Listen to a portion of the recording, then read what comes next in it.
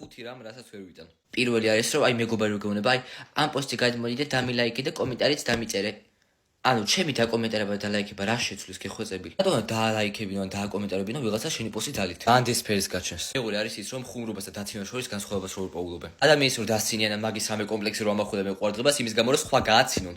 და სხვის თვალში მაგრები გამოჩნდნენ. ამოშორდით უბრალოდ ეგეთ ხალხს. მესამე, ჩემს მასწავლებლებს ყველაფრის მიზეზად რომ ჩემი ტიკტოკები მოვაქვთ. ავალება რო არ გიწერია და ხო აბა რას მოასწრებ თელი დღე ტიკტოკები გაგადასაღები ან კლასში რო გძინავს და ალბათ ღამე არ გეძინა, მაგრამ რას მოასწრებ დაძინებას თელი დღე ტიკტოკები ხოლმე ნახო, ლაიქები და კომენტარები ხოლმე წაიკითხო სათითაოდ. იღე მაშინ ტიკტოკები და დაარჩი მთელი ცხოვრება მაგ დონეზე. ხო ალბათ საჯარო სკოლაში რომ მასწავლებლად მუშაობ, მაგიტო ხარ ჩემს მაღალ დონეზე. მეორეც კიდე რაღაც რო არის იდიოტობებს ნუ იძახი გთხოვ. მეოთხე გოგოები რო ბიჭის ანახვაზე ხმას იწრულებენ.